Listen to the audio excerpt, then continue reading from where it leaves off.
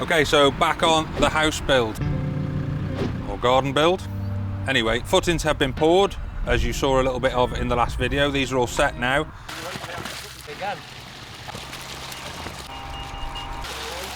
So a little recap on this. Basically, we've got 1, 2, 3 raised flower beds to go in. We've got the water pipe brought into the end, as we've discussed in the last video, which is to connect to the dribble bar that sits in the border. And then basically we widen the footings at the end so that they can take a steel post, which I'm going to put a galvanised or a painted, I haven't decided yet, steel post in either end of the border, so we can put a string or a metal wire or something across the middle at the top, and then anything that you want canes lapping to or netting or anything like that, keep birds off, it's there if we need it. So all this has gone in fairly well. I'd like to clear something up. Comment who you think was on the laser level on the day that I dug that off. It wasn't me. We've got the drainage in now. Wayne's around the front banging the drainage across the front of the house. So basically we've got all of this, which is surface water now. So we've got the guttering on both parts of the garage. We've got the overflow. We've got the chamber there, which will pick up all this patio area and the paths, basically any surface water off that. It all goes down there. We pick up all the downpipes off the house, the garage of that side, and then it basically sails round the front of the house, goes across, picks up the sunken garden, and then very deep across the front of the house, and then we get rid of it down there. So we'll go and show you that.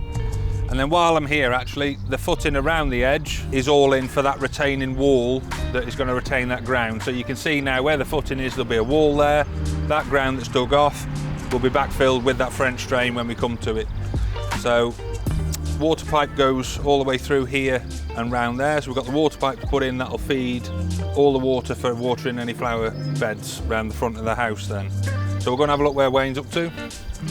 So like I say, we've brought the drainage then all the way along. It picks all the patio up, it comes through, it connects up to that bit that we'd already set in the sunken garden. So it falls down under the sunken garden and comes out, and we put then a chamber here.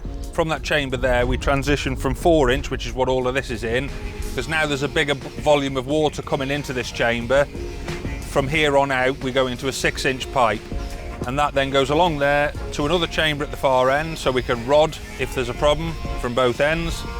And then we've got 2 points which go off and service then the downpipes from the front roof of the house, the bay window that's got a gutter on it, and also the porch, the oak porch that's going over the doorway. In the bottom of the trench, basically, we put in a layer of pea gravel, we put the pipe on, cap it with pea gravel, and then we'll backfill to a point.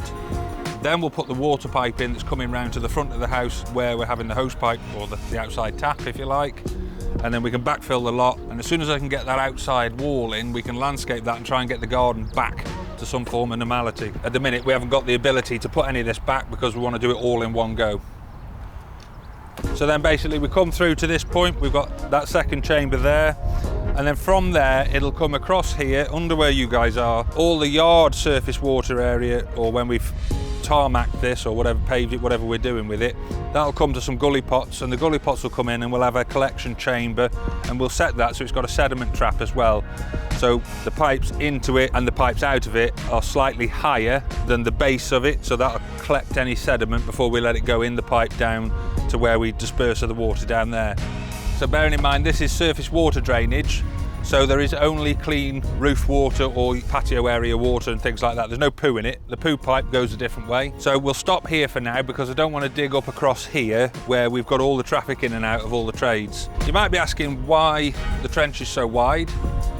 Well, we got Papa G to dig this while he was working with Wayne, and it's easy if you can obviously get in the trench because it's so deep and work on it, and you don't want everything caving in.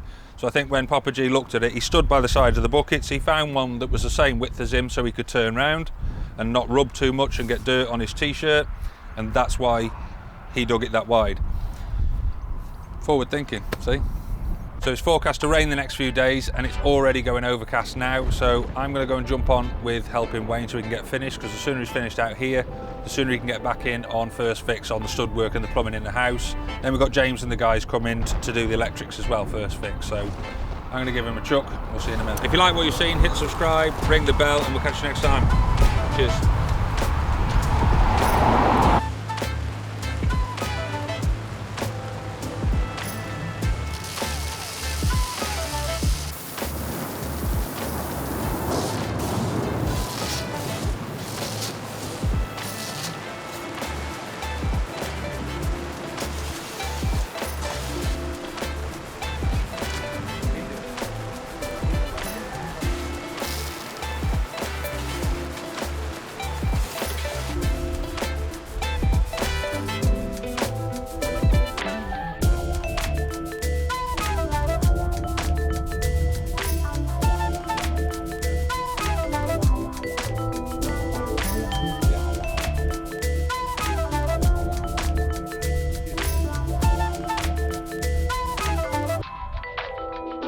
Yeah.